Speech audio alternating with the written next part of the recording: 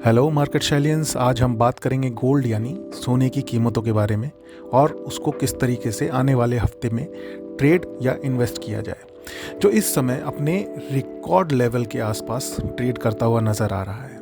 लेकिन सवाल ये नहीं है कि सोना ऊपर जाएगा या नीचे। सवाल ये है कि एक ट्रेडर और एक निवेशक को इस समय क्या करना चाहिए और क्या नहीं करना चाहिए। आज की इस वीडियो में मैं आपके साथ MCX गोल्ड का practical techno fundamental analysis share कर रहा हूं, ताकि आप आने वाले हफ्ते में इमोशन से नहीं लॉजिक से डिसीजन ले पाएं। गोल्ड का ओवरऑल ट्रेंड हमें क्या बता रहा है? अगर हम MCX गोल्ड का डेली चार्ट देखें तो सबसे पहली और सबसे अहम बात यह दिखाई दे रही है कि गोल्ड अभी भी एक स्ट्रॉन्ग अप ट्रेंड में बना हुआ है। प्राइस सभी मेजर मूविंग एवरेजेस के ऊपर है, 20, 50, 100 और 200 के EMA के ऊपर, यानी कि एक्सपोनेंशियल मूविंग एवरेजेस के ऊपर इस समय भी गोल्ड का प्राइस जो है ट्रेड कर रहा है। इसका सीधा मतलब है कि लॉन्ग टर्म में बायर्स अभी भी मार्केट में अपना कंट्रोल बनाए हुए हैं। हाँ, हाल ही में गोल्ड ने तेजी दिखाई है और उसके बाद अब थोड़ी कंसोलिडेशन या आराम के फेज में वो चलता हुआ नजर आ रहा है।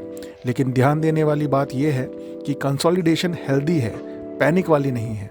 अब बात करते हैं इम्पॉर्टेंट लेवल्स की। दोस्तों, मार्केट में प्रेडिक्शन से ज़्यादा लेवल्स इम्पॉर्टेंट रहते हैं, और वो लेवल्स और भी इम्पॉर्टेंट तब हो जाते हैं जब आप एक ट्रेडिंग बिजनेस के अंदर हैं। अगर गोल्ड आने वाले दिनों में 1,33,800 से 1,35,200 के जोन में आता है और वहाँ पे कंसोलिडेट करता है, टिकता है, तो ये एक अच्छा बाई ऑन डिप्स एरिया आपके लिए हो सकता है। ऊपर की तरफ 1,41,500 एक मेजर रेजिस्टेंस का काम कर रहा है।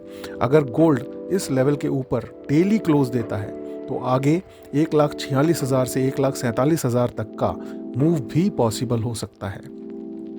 लेकिन अगर किसी कारण से गोल्ड ने 1,28,000 का लेवल तोड़ा तो स्पेशली डेली क्लोज के देते समय तो समझना होगा कि शॉर्ट टर्म में वीकनेस आ सकती है और फिर प्राइसेस नीचे के लेवल्स को भी टेस्ट कर सकते हैं। तो इन लेवल्स के ऊपर आपको बहुत ही कड़ी नज़र रखनी है।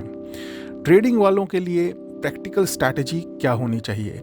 अगर हम शॉर्ट टर्म ट्रेडर हैं या फिर आप शॉर्ट टर्म ट्रेडिंग के अंदर इन्वॉल्व हैं, तो इस समय सबसे बड़ी गलती होगी हाई लेवल्स को चेज करना। सही अप्रोच यह है कि जब मार्केट डिप दे तब अपॉर्चुनिटी आपको तलाशनी है। अगर गोल्ड सपोर्ट लेवल के पास आता है, स्टेबलाइज करता है, तो कंट्रोल्ड क्वांटिटी में बाई किया जा सकता है और स्टॉप लॉस को स्ट्रिक्टली फॉलो करना बहुत ज़रूरी है। जब तक 1,28,000 का लेवल डेली क्लोजिंग बेसिस पर नहीं टूटता है, एग्रेसिव सेलिंग से बचना ही बेहतर होगा। इन्वेस्टर्स के लिए क्या स्ट्रैटेजी होनी चाहिए? अब इन्वेस्टर्स की बात करते हैं, तो अगर आप पहले से गोल्ड में इन्वेस्टेड हैं तो बार बार बाई सेल करने की आपको ज़रूरत एकदम नहीं है। गोल्ड का रोल पोर्टफोलियो में स्टेबिलिटी और प्रोटेक्शन देना होता है। जो लोग नया निवेश करना चाहते हैं उन्हें एक साथ पूरा पैसा लगाने के बजाय ग्रेजुअली एक्यूमुलेशन करनी चाहिए। गोल्ड ETF के थ्रू आप ये काम बहुत बेहतर तरीके से कर सकते हैं। गोल्ड को शॉर्ट टर्म प्रॉफिट का टूल नहीं बनाना चाहिए। इसका पर्पस, जैसा कि मैंने आपको बताया, यह आपके इन्वेस्टिंग पोर्टफोलियो को प्रोटेक्शन देने का काम करता है, हेज करने का काम करता है। बल्कि लॉन्ग टर्म बैलेंस का एसेट आप इसे समझेंगे तो आपके लिए एक बहुत ही बढ़िया इन्वेस्टमेंट टूल के रूप में गोल्ड काम करेगा। फंडामेंटल फैक्टर्स जो इस हफ्ते गोल्ड को प्रभावित कर सकते हैं वो क्या हैं? अब बात कर लेते हैं उन फैक्टर्स की। इस हफ्ते गोल्ड की डायरेक्शन मुख्य रूप से इन चीज़ों पर डिपेंड करेगी। पहला, US डॉलर और बॉन्ड यील्ड्स का मूवमेंट, ग्लोबल सेंट्रल बैंक्स के इंटरेस्ट रेट सिग्नल्स और जियोपॉलिटिकल अनसर्टेनिटी। इंडियन मार्केट में रुपी का मूवमेंट भी MCX गोल्ड पर असर डालता है। अगर रुपी कमज़ोर हो रहा है तो इंटरनेशनल गोल्ड स्टेबल होने के बावजूद MCX गोल्ड ऊपर जा सकता है।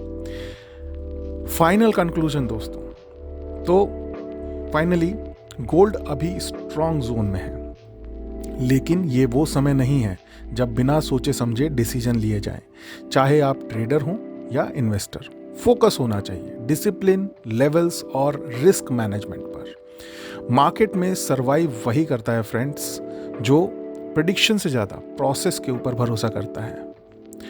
अगर आपको ये एनालिसिस यूज़फुल लग रहा है और पसंद आ रहा है, लर्निंग आपको मिल रहा है इस एनालिसिस से, तो प्लीज़ इस वीडियो को आपको लाइक करना है, चैनल को सब्सक्राइब करना है और अपने दोस्तों के साथ शेयर भी करना है, क्योंकि गोल्ड पर हम हर हफ्ते अपना वीकली एनालिसिस लेकर आते रहेंगे, जिससे कि आप अपडेटेड रहें और रिक्वायर्ड गाइडलाइंस आपको मिलती रहे अपनी ट्रेडिंग एंड इन्वेस्टिंग स्ट्रैटेजीज के ऊपर। गोल्ड पर डिटेल्ड रिटर्न एनालिसिस पढ़ने के लिए आप हमारी वेबसाइट को भी विजिट कर सकते हैं।